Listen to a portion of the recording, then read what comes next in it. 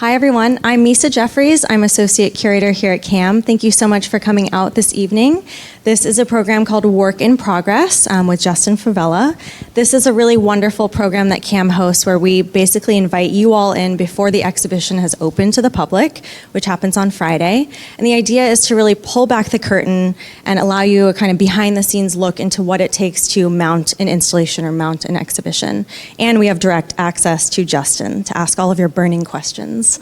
So thank you, Justin, so much also for being willing to do this. I know it can be a vulnerable thing to, show your work before it's finished being made, so just thank you so much for that.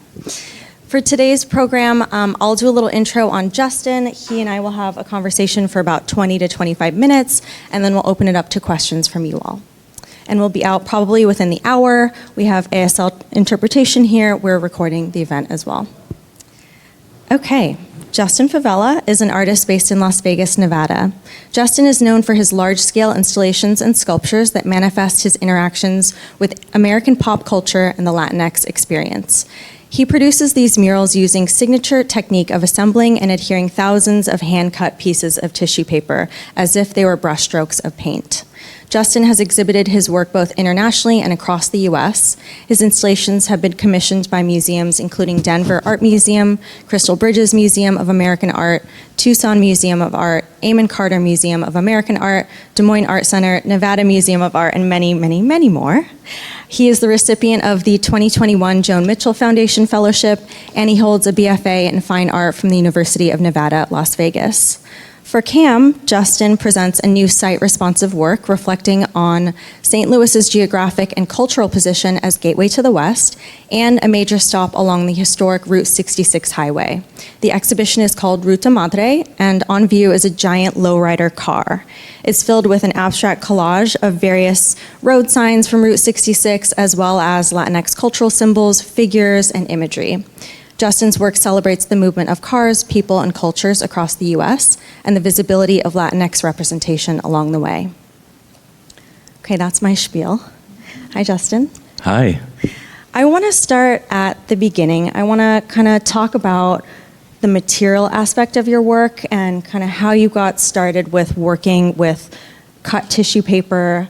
I mean, it's the materiality, the texture, the vibrancy, the kind of movement of the paper as you walk by. It's so incredible, and it's probably a medium that many of us have worked with as children, with like paper mache and things like that, but you've really perfected this over time, and I'd love for you to start with kind of how you came to this medium, and then we'll talk about the challenges and kind of constraints maybe of the medium. Okay, great. Well, first of all, thank you all for coming. I really appreciate it.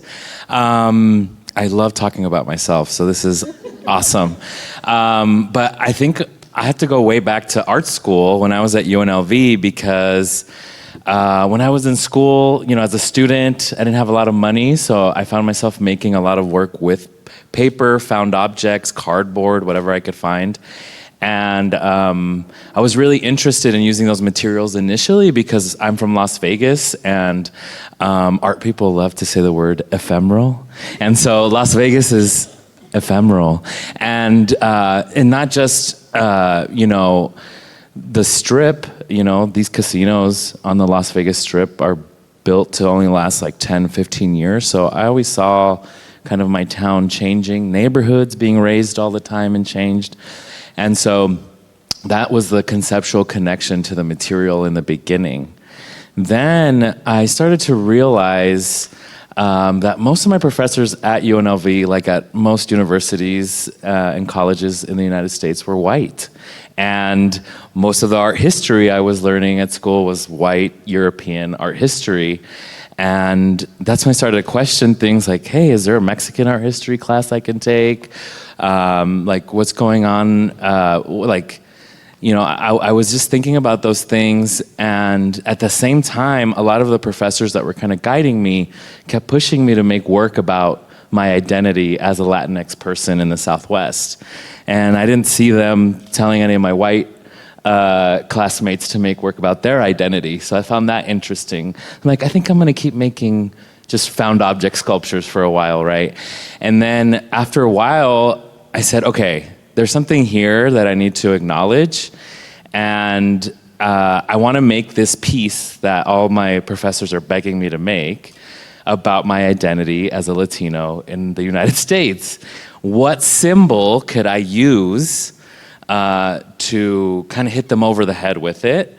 I wanted it to be funny. I wanted it to be a joke. And so I Googled piñatas, right? And the first thing that came up was on Google, like in 2007, was a donkey piñata.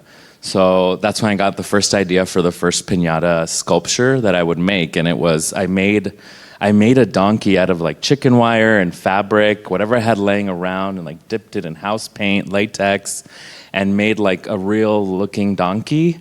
And then like hung it from a rope, and then decorated it like a piñata. And it was this really sad, tragic piece, but it was also really funny and celebratory. And I liked what was happening, like all of these layers of meaning within it. And I thought, okay, cool, like I've made my, sad boy, like art piece for art school, and it's about being Latinx, right? And we weren't using that word at the time, right? Latino. And so it was a hit, like everybody loved it. And I thought, okay, well, I made my piñata piece, that's it. I got it out of the way, and then, 12 years later, I'm still making these damn things.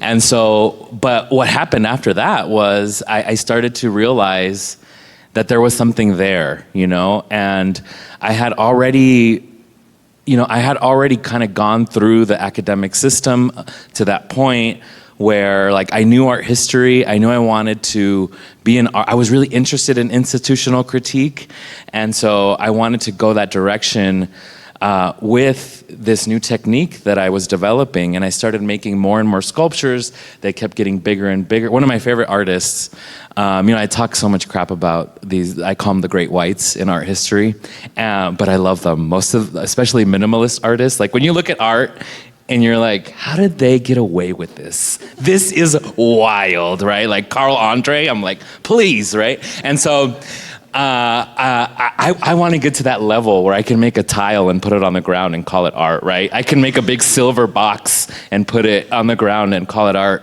Big metal sheets, and just like put them up, right? And it's art. So how do I do that? How do I make fun of it, but how do I also honor it at the, it's like it's this balance. And the piñata is the perfect material to do that. And so then that technique transferred to making paintings, or like, I call these paintings, but they're more like paper mosaics.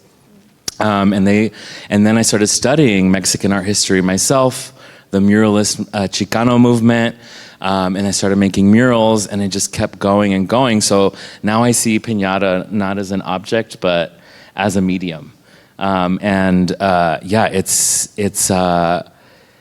It's amazing. Once I started making these things, my career really took off. And it was also the timing of social media. That's when social media also took off. And museums were interested in having these conversations about identity and also having a great Instagram moment. And I said, you know what? Let's do it. You've talked about this idea of kind of having your cultural heritage reduced to a party decoration, a piñata, and that you can use the piñata, as you were saying, to kind of like lean into these cultural stereotypes in order to dismantle them. Like, do you feel like people get that when they see the work? Like, and is that necessary, or is it more about whatever associations we have with the work? A lot of times I have this great story about this, I don't know if it's great, but it's a story about this piece that I made for the Denver Art Museum years ago. And it was a piece that was a big mural piece. I filled this whole gallery at the museum with Jose Maria Velasco paintings. He was a 19th century painter in Mexico who learned from all these European artists. So he was a Mexican painter painting these exotic versions of Mexican landscapes through the training of European masters, right? So I found those layers very interesting. So I translated that into piñata, right? Like the commodification of Mexican culture. I told you I wasn't going to use big words, and here I am. I'm so sorry. I went to art school. I can't help it. And so, so then Okay, so I decided to use Velasco paintings for the whole back gallery that was like the size of this room. And then in the middle, I recreated the set from the movie Frida because, everybody goes crazy for Frida. And so that was gonna be like the centerpiece of it. And it was this idea about, like I said, about how people consume Mexican culture. And it was a very politically charged show because it was right before the presidential election in 2016, I believe. And somebody came up to me during the reception and was like, your piece is my absolute favorite because it's not about anything. It's just about happiness. And it's just not as political as the rest of those people. And I'm like, those people? Not in 2016. So in 2016, so anyway, that's when I said, I think I need to, at least in the text of the piece, make sure people are getting what I'm doing, right?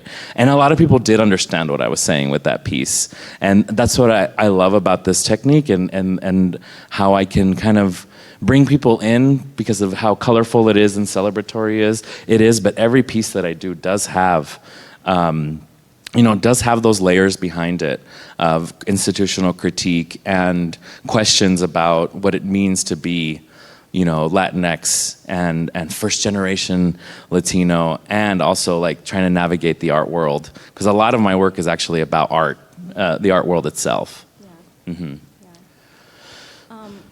Yeah, you had talked, God, I'm going back to this moment we had with the gallery guide text where we were talking about how your art is accessible. Like people recognize the material, it has this easy kind of access point into it, and that it can be kind of a political act to make work that is about joy and accessibility. But you, in the gallery guide text, I remember you crossed out this section around like that art is for everyone, or that your art is for everyone. And that was kind of crossed. And you're like, I've been thinking about that. I would just, not to put you too much on the spot, but like, this is great. Is that around like some of those conversations you were thinking about with the way people engage with the work and kind of misunderstand it? Yeah, exactly. Yeah. I think that's exactly it. And because I think before I wasn't dead inside, I used to think that art was for everyone. My art was for everyone. And then a few years ago, I think I had this moment where I felt the pressure to be, and for the people of color in the room, to be the representative for my people, because there's not a lot of us in these spaces. And so there was all this pressure, and I had this big show in New York, and, I was going back and forth with the director, and the director was a Black woman, and I had never had the experience of working with a Black woman as a director of a museum. And we were having this conversation, and she stopped me and she's like, Justin, what are you talking about? Because we were talking about, okay, well, it's going to be in Harlem, so I wanted to be significant to this thing, and I was just like really worried about it, And she said, we want you to show here because we want you to show here. We don't want you to represent us. We already know what's going on here. We don't want you to represent your culture, you represent you. And that's when everything kind of switched. I'm like, that's right. Like, what am I doing here? It's a lot of pressure. I do love to make like my family proud, Vegas proud. That's always like in the back of my head. But now I have a more direct. My references are very direct. I'm like, I'm not going to pretend that my brain was not ruined by art school. I'm going to talk about that in my art now and be even more specific. And I think the more specific it gets, then it's actually more universal in that sense. Yeah. And so I think my art is for me.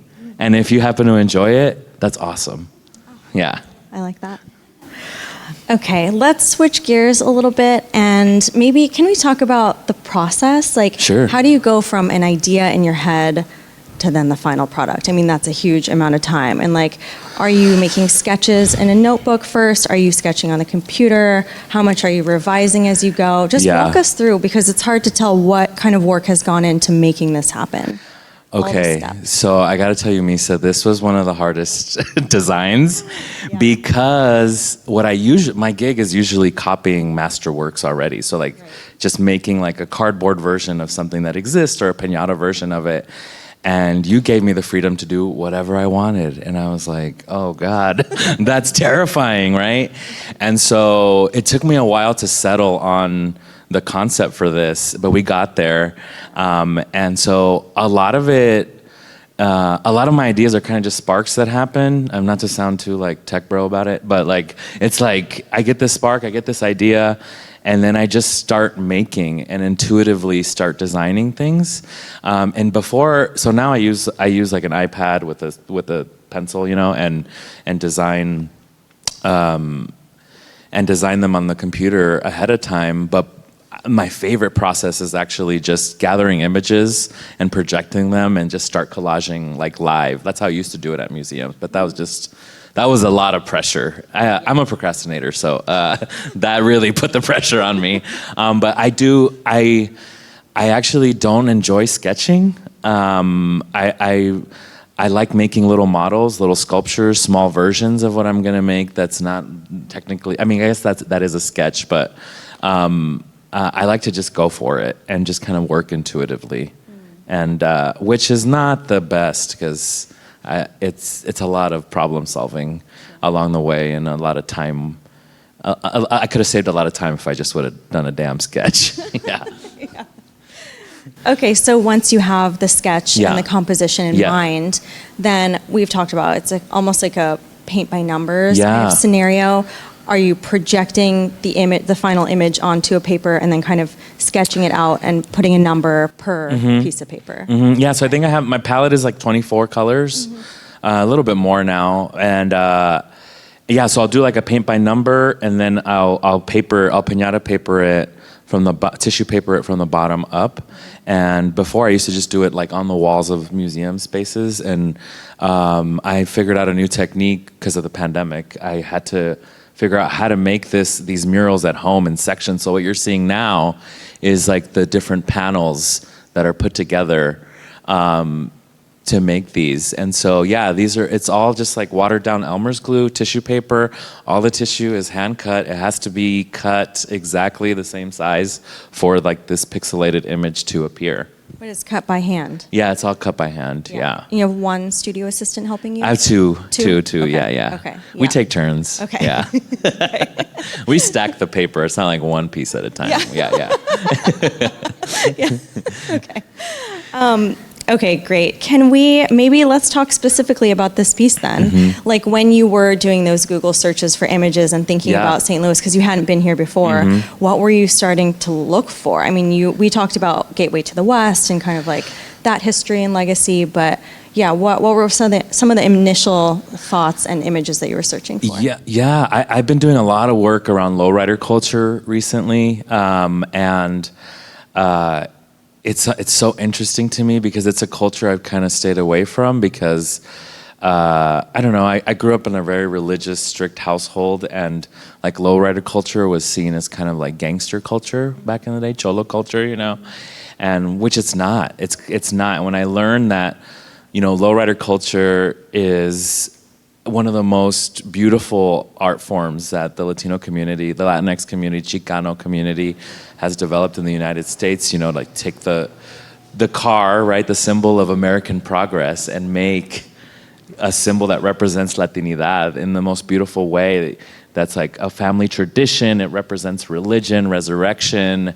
It's some of these cars are made in honor of different family members, of different saints or whatever, and like lowrider culture is so different in LA versus in like Española, right? In New Mexico versus Chicago, right? And so Route 66 goes from Santa Monica, LA to Chicago, comes right through some of my favorite places like New Mexico and now St. Louis.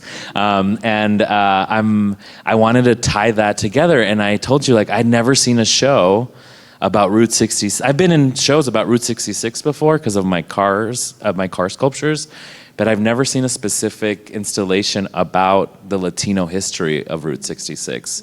And so that's when I just started researching. I went city by city and Google mapped, on Google how you can Street View. I just kind of took a ride on Street View down Route 66 and tried to find all the murals I could find. So what you're seeing now is actually a lot of murals from that you can see off of Route 66 or near Route 66 in the cities that it passes by. So it starts in Santa Monica. You could see the Ferris wheel, the palm trees, and it's a lot of it is Judy Baca's Great Wall of LA, which is an iconic mural that goes on for a long time next to the LA River. And then it flows into Arizona and New Mexico, which you see this mural in the middle here is based on like the New Mexico skyline as well. There's a really famous barbershop in Arizona owned by a Latino man that's been there forever, so that you could see the sign there. And then it flows into the Midwest, St. Louis, where the Virgen de Guadalupe is right there. There will be the arch is going to go over her right here, and then it goes to Chicago at the end. And at the end is a vendor in Chicago near Millennium Park, like selling balloons and things. So that's what you're seeing at the very end of the lowrider there. Yeah. And so, yeah, it was just a lot of Googling, and conceptually, I really like the idea. I really like sourcing images from Google, because I'm excited about, like, in 50 years when people start to look at the artwork that contemporary artists are making right now. I feel like we're all referencing the same Google images. So we're gonna see the same things in a lot of paintings, and I wanna be part of that, I don't wanna be left out. But also, this is I'm an elder millennial, so I remember the days before the internet. And so, that 8-bit aesthetic, is the pixelation. I really, really enjoy that. And so that's also like the Google searches, the digital versions of these images, these like broken, sometimes I even use pixelated, broken down images to do these. This is a reference to me Google searching it. I'm like hiding the references. Oh, that's really cool. Mm-hmm. Yeah, and then I was overhearing you talking today about that top strip, because there's always the top strip that will be longer because there's nothing on top of it. So we can see it right now, the top strip. Eventually that will be at the very, very top. Yeah. But that for you is almost like that slippage or something, like that digital slip. Yes. Which I thought was so interesting. And then when you're talking about pixels, it's like the closer in you are, the less legible it is. And then when you walk further away, just like pointillist painting or something, it comes into vision the further you are. So I love that movement I love that relationship with the digital, but also the movement of the body in the way that, you have to physically move your body to kind of understand this piece. And even you were saying when kids with your other murals, they'll walk by or kind of run, but they shouldn't run in a museum. Speed walk. Speed walk. The pieces of paper move and they flow. It's like waves, it just sounds so beautiful. So, it activates the piece for sure. Yeah. Just to go back to lowrider a tiny bit more, since you have focused on it so much in your practice. You had talked about how lowrider is almost like a car in drag, or they're kind of like queering that tradition. That's kind of like a very hyper masculine tradition, Chicano expression. Tell us how you go about that, or like maybe talk about Gypsy the Gypsy Rose. Like that. So a car that I reference a lot in my work is the Gypsy Rose, this iconic lowrider made in 1970, and the first version of it was, and then I think the way that it exists now is I think the third version of it. So lowriders are always being updated, and if a new family member takes it on, they add their little details to it or remodel it a little bit, but keep the essence of the original car. And so the Gypsy Rose, it's like part of the Smithsonian collection now. Like it's a designated like historical artifact, which is incredible. But the family still owns it and drives it around in LA. And so, but the Smithsonian just borrows it once in a while to put it on display. And so that car was made in the 70s in honor of sorry, I forgot his name. I think his name is Jesse. Yeah, Jesse Valades, and his mother. She loved Gypsy Rose Lee, the burlesque dancer from back in the day, and so he did this car to honor it. And at the time, there had never been like a hot pink car with like flowers on it because it was too feminine, right? And it's this masculine car culture.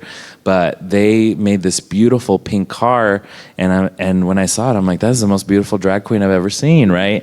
And so talking about cars in that way makes a lot of these lowriders uncomfortable. And I found out firsthand when I showed a Gypsy Rose pinata, life size, that I made for the Peterson Automotive Museum, and I was asked to go to a panel discussion with all these like big macho lowrider guys that pinstripe and stuff, and I said that at the talk, and they were all like, whoa, what's going on here? And then I explained, like, when I'm making these lowriders, you know, the story of the women, the queer people, the kids that are part of lowrider culture, that are able to sustain, like, help with the car clubs and are part of them, and their stories are never told, right? So when I'm making this work into these lowriders, into these big pieces of, you know, what some people will say like contemporary craft, right? Like I'm thinking about those folks. And so me also being a queer kid growing up, I feel like I've been going to therapy, so I've been talking about this a lot. But I stayed away from car culture because I didn't have a great relationship with my father, right? And so hanging out with dad, fixing up a car, what a nightmare. I do not want to do that, right? So now I'm kind of reclaiming that part of me, and now I'm becoming a car guy, which is crazy. And now I love cars and fixing cars up with my brothers and my dad. And so it's become this really cool part of me that I'm able to access now as myself and not hiding myself. And I feel like there's more and more women and more and more women, more and more queer folks just out and proud and part of lowrider culture now, which I'm happy to be a part of that movement. You know, making these, they've always been around, but now it's just more visible. Yeah. You know, and the Gypsy Rose, I feel that the Gypsy Rose really does represent that, and because it's just so beautiful that it doesn't matter. You know, it doesn't matter if it's a very feminine car. It just matters that it's like one of the most beautifully designed cars, and it really, and it's also, I also make a lot of work about pop culture. And the first time I ever saw the Gypsy Rose was in the old TV show Chico and the Man. I don't know if you guys remember that show. Chico and the Man was based in East LA, and in the opening credits, the Gypsy Rose cruises down Whittier Boulevard, right, you know, in the middle of the scene. And so that actually also inspired the video that's going to play outside. I was just going to ask you. Yeah. That's going to be my last question. Yeah. Because so you can't see it right now because, well, first of all, it's not installed. Yeah. Come back for the opening on Friday night. When it's dark out, the projection is visible. It's on the entire outside of the building, the screen outside. And it's such a brilliant video, and it's one of the first videos you've ever made, so I'd love to talk a little bit about that. But what we see in it is a piñata lowrider, and it's the Gypsy Rose, right? You've made a miniature version of actually, why don't you walk us through? So I decided I wanted to kind of recreate the feeling of the opening of that TV show, because it was iconic. It was revolutionary because the opening of that TV show is basically just people walking around East LA, people's faces, all these Mexican Americans, Latinos walking around in the parks, in the businesses, at church, and then the Gypsy Rose drives by, you know, and it was the first sitcom ever based in East LA like that, and so I wanted to kind of pay homage to Vegas in the same way. So I made this car in like a regular piñata size, a replica of the Gypsy Rose again, and I hung it in my uncle's mini market. He has a mini market where he also sells piñatas.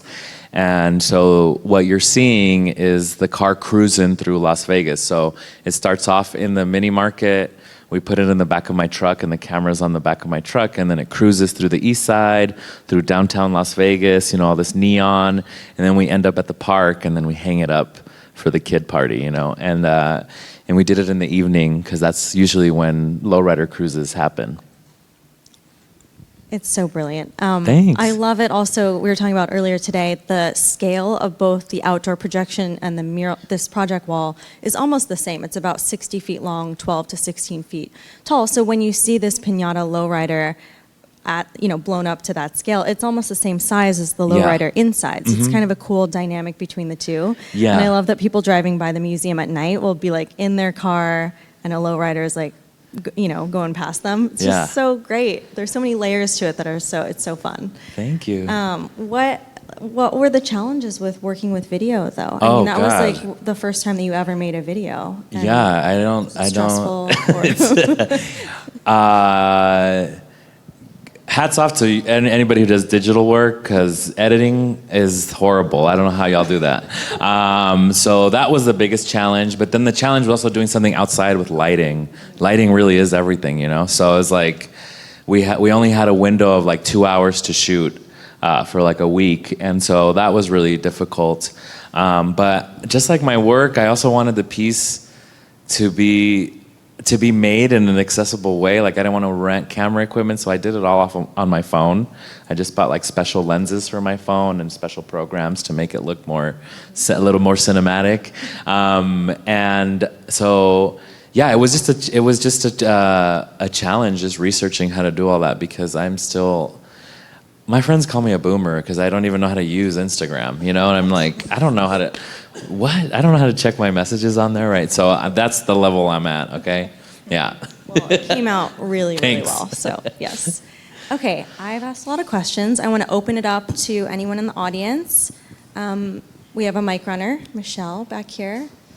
Please use the mic for any questions you have. Mike Speedwalker. Yeah.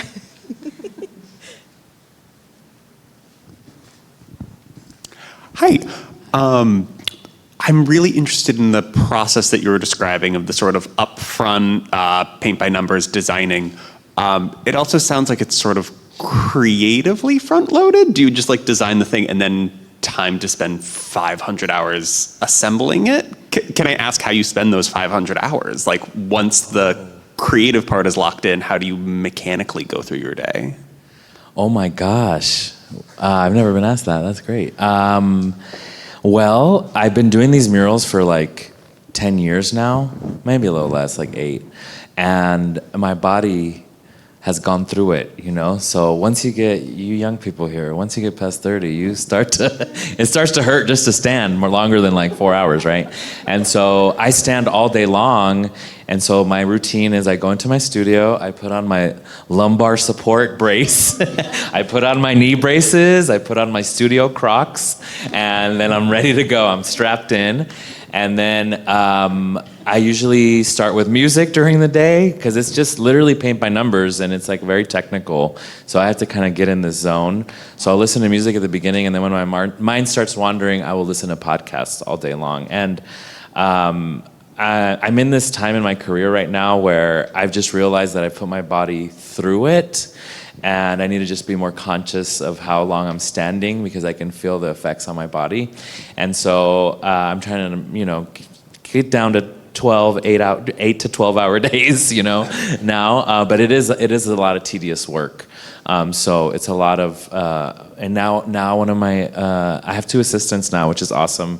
And one of them, his wife is a dance instructor who will come in, and we do stretches now. And so we're just being more aware of the repetitive motion of it, because it is, I want to keep doing this, but I don't know how long I can if I keep, if I don't take care of those things, Yeah.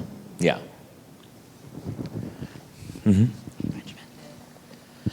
I noticed just as soon as I walked in, why is there a weird orange door if you explore in the right corner?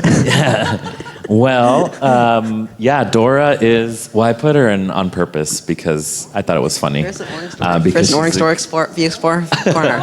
Dora is exploring the West. She represents like curiosity and exploration, like without colonization, just like having fun and looking at maps, which is what like Route 66 is about. But it's a balloon. It's like, if you look, it's a guy. You see the gentleman there in the blue shirt, and he has a stick. He's holding a stick, and on that stick, I don't know if you guys have ever seen that. There's on the border. There's a lot of people like in Mexico and like the Zócalos and the town squares, but also in Chicago at Millennium Park. There's people holding all these balloons that light up and stuff, and they're usually like Dora or Hello Kitty, So I think there's like a Spider-Man in there. The top of it, I haven't put it up. It's going to be a SpongeBob on there. Yeah. How many pieces of tissue paper was that? Oh my God. It's about 800,523. Approximately.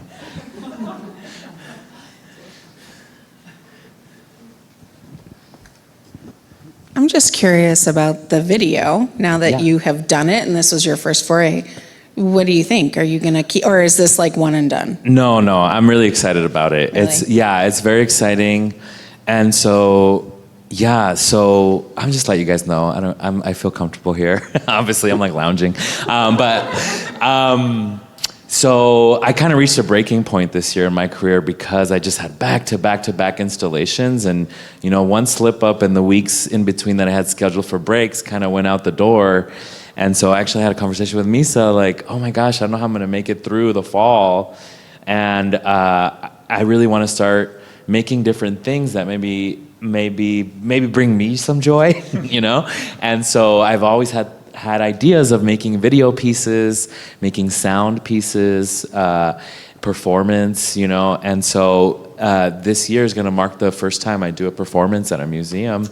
And so starting on September 15th through October 15th, I'm doing this piece called Reposo, a Hispanic Artist Rests, for the entirety of Hispanic Heritage Month at the National Hispanic Cultural Center. And so, yes, thank you.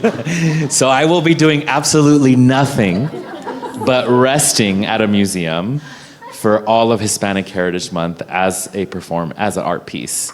And really, which is not really resting because I'm still on I'm on display, I'll be hanging out. I won't be on display, I'll just be hanging out. But I really want that time to really think about ideas, and I'm actually really excited to think about more video ideas, because now that we went through the process of editing and I learned so much through this video, I know they're just gonna get better if I keep going, So I am excited that this project really sparked that as well, yeah.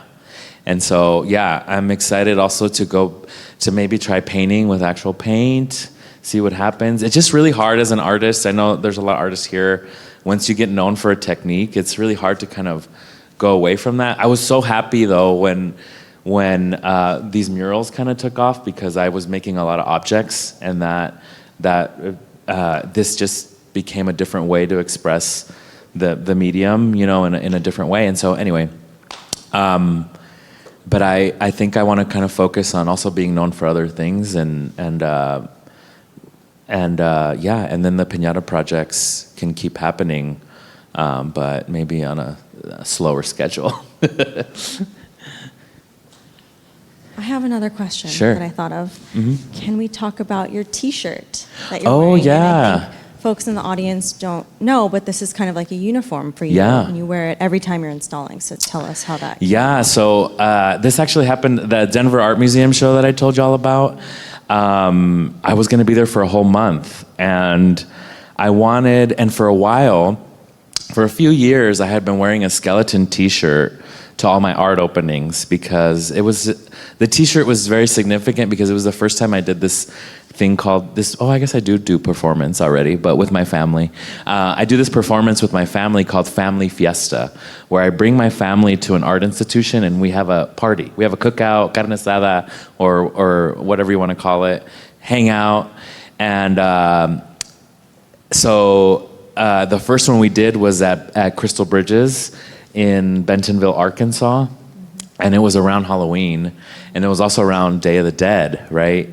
And I bought my first skeleton shirt at a Walmart out there, at the Walmart, I should say. It was like the first Walmart. That's where Walmart's from. It was the Walmart, And shout out to Alice Walton. No. Okay, so, oh, this is being recorded. I love you. I love you so much. Thanks for all the money you've given me. Also, Budweiser. So,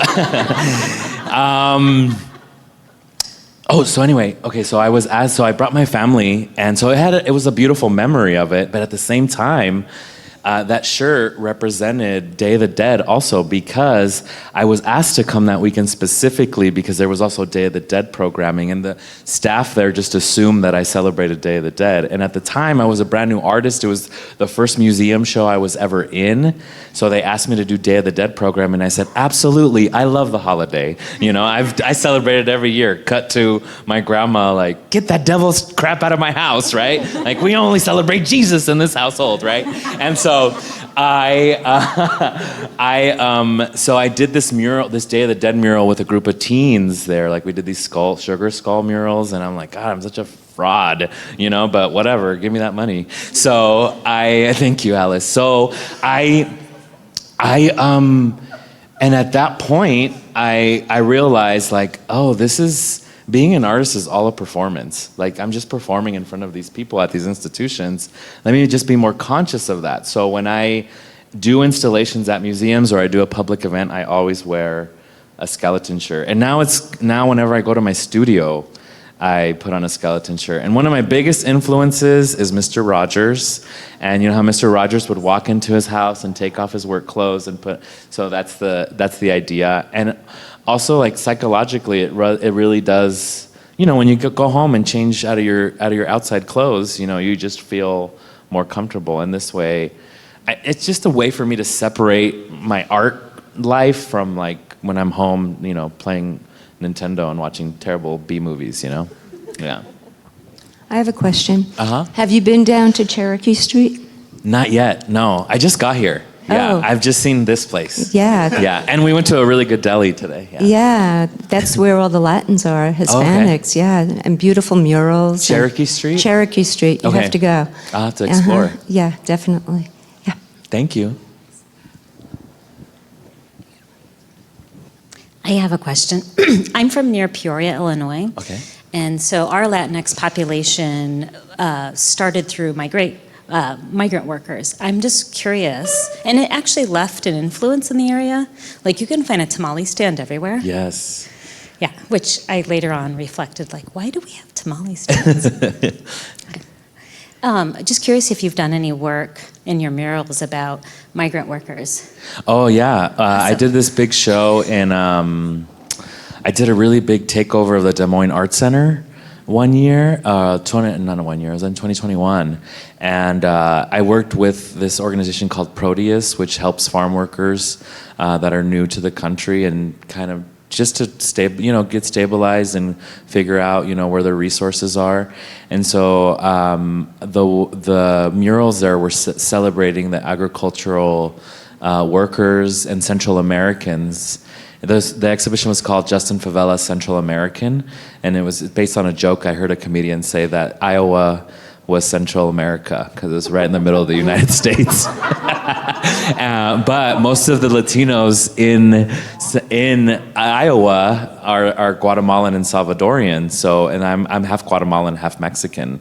So I was like, oh, this will be an opportunity for me to touch on my Guatemalan roots and talk about that. And then I connected with them. And so the big murals that were in that museum were of these agricultural paintings that I found in the museum that were done mostly by Grant Wood, who did American Gothic, who then I found out was queer, which is amazing. But nobody talks about that because that would ruin the history, But sorry. And he was also a civil rights activist, and so it was really cool to learn all that and then tie it and we threw a big event for the farm workers, which was so cool. Yeah, totally. Me again. It's really fascinating to watch you talk about like the Easter eggs or the things that you include that amuse you. Like you clearly have 1,000 ideas and 1,000 jokes, and so I'm wondering, as you're building something, is there something that you want to point out now to be like, oh my God, you guys need to see this, it's hilarious, or something that might not jump out on its own that you want to highlight? Well, we talked about food. There's a burrito in there. There's a burrito down there, and that's like an honor of my grandma, who we were always like, Grandma, like, you always bring burritos on road trips. Like, we want to go to McDonald's, you know? And now that I'm older, I'm like, damn, we shouldn't have told my grandma all those years, because now she doesn't make them. She's like, you guys always complain, and now we want them. We're like, we missed your burritos. But that's a huge thing. If anybody knows any Latinx folks, you take burritos on any road trip, they're just like ready to go. Yeah. So that's one Easter egg in there. That's for my grandma. That was not a mural that I copied. Yeah. I mean, it's all kind of just like inside jokes, the whole thing.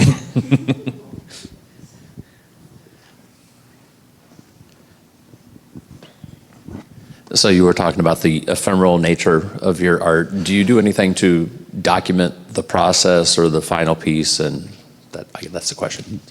Yeah. I don't really document the process too much, but I do.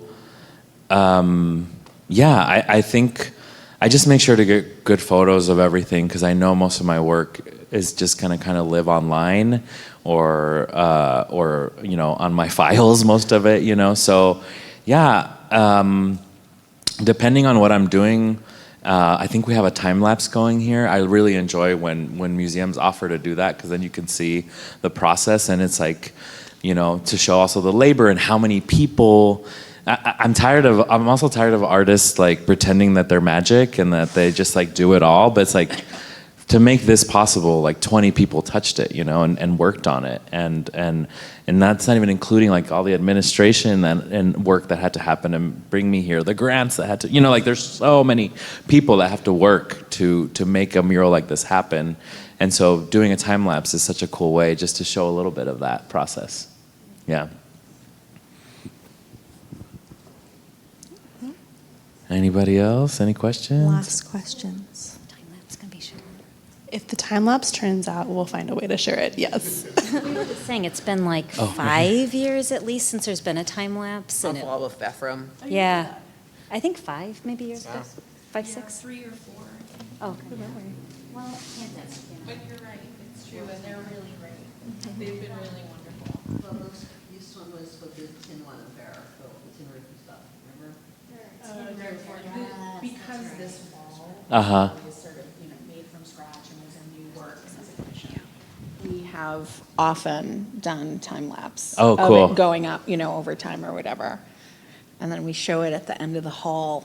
Oh, So when you nice. come into the lobby, you kind of see this thing down and it kind of drags you in. So, yeah. Awesome. Yeah, but it's true. It's been a while. I was recently in Denver and saw your installation there, and in the gallery they had music playing. Oh yeah. So I was wondering, did you contribute to the choice of music? And Yeah. if so, what was your favorite song that you wanted to be played when people walked in? Oh my gosh, I don't even remember what I submitted. I submitted like 5 songs to that playlist.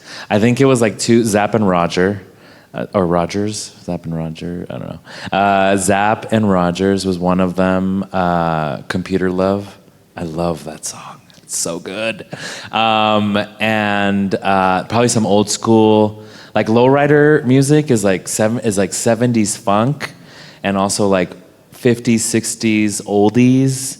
A lot of doo-wop also, so it's like this really cool mix, and then it goes into like the 90s, into like the rap of the 90s and stuff, and the hip hop, and so it was a wide variety, but gosh, there's so many great lowrider songs. I mean, the iconic song "Lowrider" by War is just like, it's one of my favorites too.